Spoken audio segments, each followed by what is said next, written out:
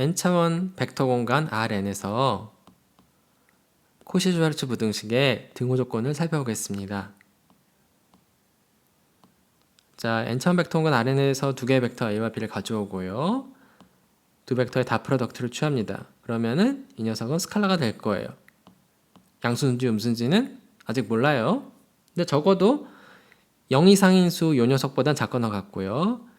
0 이하인 요 수보다는 크거나 같습니다. 우리의 관심사는 뭐냐면요. 여기에서 등호가 언제 성립하는지예요. 그래서 결론을 얘기하면은 A.B가 두 벡터의 크기의 곱과 같으면은 두 벡터가 0벡터가 아니라면은 두 벡터가 서로 같은 방향이어야 됩니다. 자, 이걸 여러 가지 방법으로 설명할 수 있는데요. 일반적인 공간 Rn에서는 이 조건이 의미하는 바가 기하학적으로 두 벡터가 서로 같은 방향이라는 거고요. 이걸 증명하는 아이디어는 이런 상황에서 우리가 뭘 유도해낼 수 있냐면 벡터 A와 크기가 같고 벡터 A와 방향이 같고 크기가 1인 단위 벡터와 벡터 B와 방향이 같고 크기가 1인 요 벡터 두 개의 단위 벡터를 비교했을 때 얘네들이 같을 때라는 거예요. 이게 되는 때는 정확히 이게 같을 때예요. 그리고 이거의 기하학적 의미는 요거라는 겁니다. 우리가 보여야 되는 거는 이게 왜 그렇게 되는지, 이게 왜 그렇게 되는지 이 두 가지를 설명해야 되는 거죠. 자, 이 아이디어는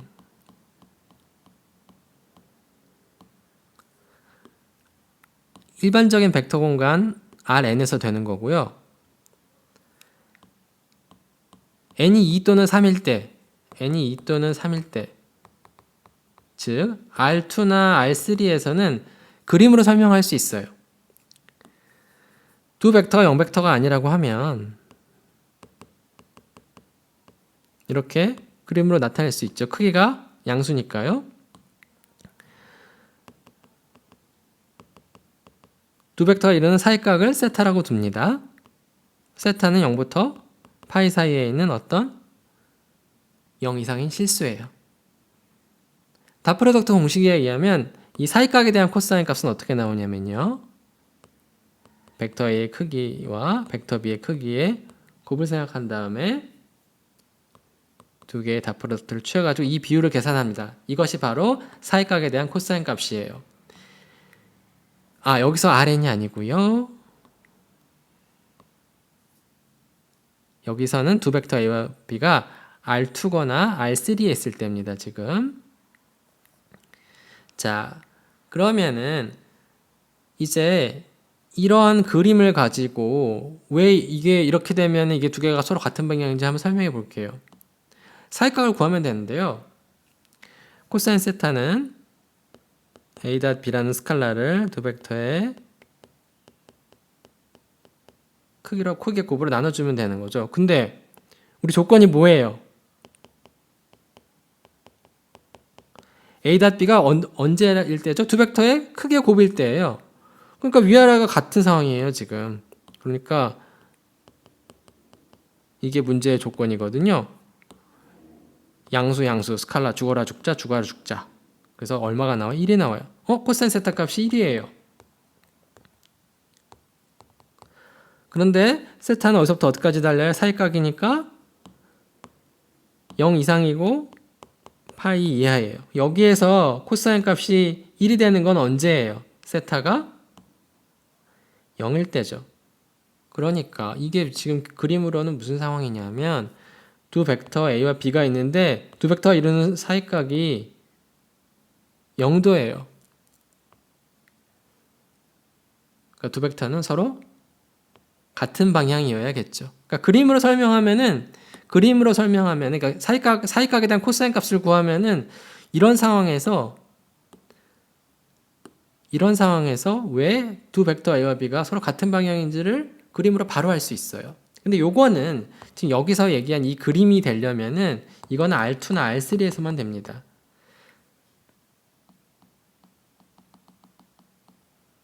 Rn에서 하려면 요 아이디어를 써야 됩니다. 이거를 끼워 넣기 할 수 있어야 돼요. n차원 벡터 공간 Rn에서 코시-슈바르츠 부등식의 등호 조건을 살펴보겠습니다. A.B가 두 벡터의 크기의 곱과 같으면은 두 벡터 A와 B에 대해서 어떤 얘기를 할 수 있냐면요. 즉 A.B가 이렇게 되는 상황이 언제 벌어지느냐 이걸 따져볼까요? 벡터 A가 0벡터인 경우에는 둘 다 0이 돼요. 둘 다 스칼라 0으로 같습니다. 왼쪽과 오른쪽이. 여러분 스스로 체크해 보시고요. 마찬가지로 벡터 B가 0벡터인 경우에도 왼쪽과 오른쪽 둘 다 스칼라 0이 돼서 같아져요. 여러분 스스로 정리해 보세요. 그래서 관건은 트리비얼하지 않은 경우는 0벡터가 둘 다 아닐 때, A벡터, B벡터 둘 다 0벡터가 아닐 때 이런 게 성립하는 A벡터, B벡터 관계가 뭐냐 이건데요. 결론부터 얘기하면은 이럴 때예요. 언제냐면은 벡터 A와 방향이 같은 단위 벡터 그리고 벡터 B와 방향이 같은 단위 벡터 이것도 단위 벡터 이것도 단위 벡터죠. 크기가 1이죠.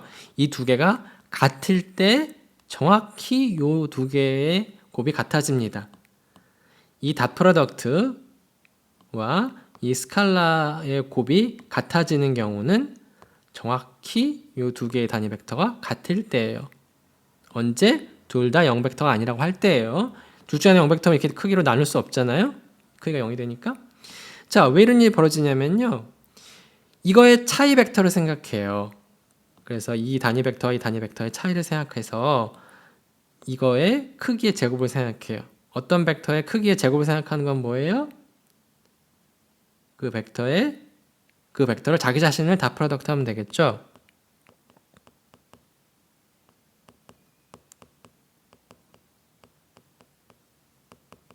두 개 단위 벡터의 차이를 자기 자신을 닷 프로덕트를 취하는 거예요.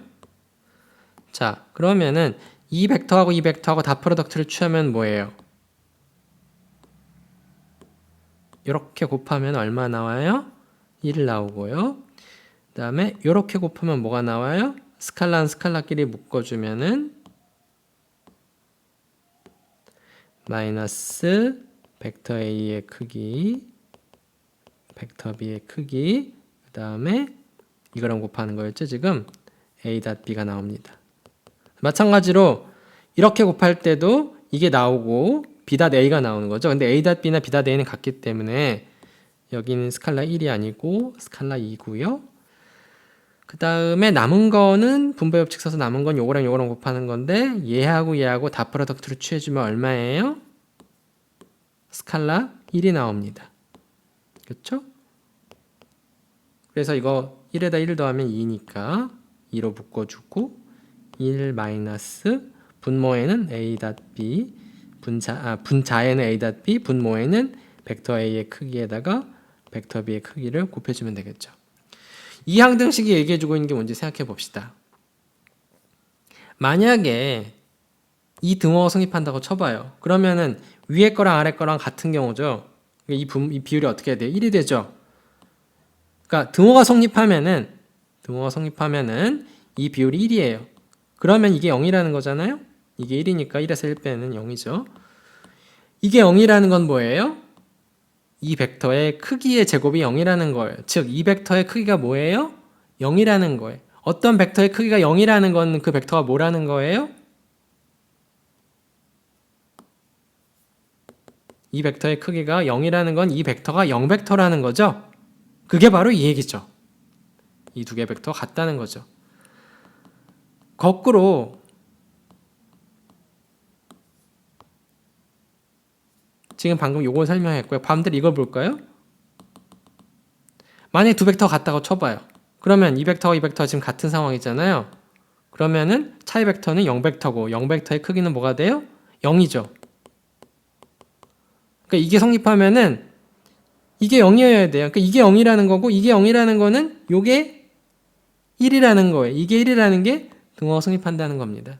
그래서 벡터와 벡터 B가 둘 다 0벡터가 아닐 때는 여기서 등호가 성립하는 거나 이 두 개 단위 벡터 같다는 거나 똑같은 얘기예요. 동치인 이야기입니다.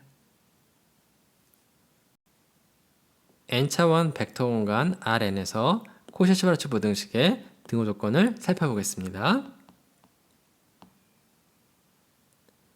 자, 여기 A.B하고 요 스칼라 곱이랑 언제 등호 성립하는지 궁금한데요. 세 가지 경우가 있어요. A.B하고 벡터 A의 크기의 곱에다가 벡터 B의 크기의 곱이 같아지는 경우는 세 가지 경우가 있습니다. 벡터 A가 0벡터인 경우, 벡터 B가 0벡터인 경우, 둘 다 0벡터가 아닐 때는 언제 등호 성립하냐면요. 이게 되려면은 벡터 A와 방향이 같은 단위 벡터랑 벡터 B와 방향이 같은 단위 벡터 이 두 개가 같을 때입니다. 이럴 때는 이거랑 같은 얘기예요. 근데 요거의 기하학적 의미는요. 두 벡터가 서로 같은 방향이라는 거예요.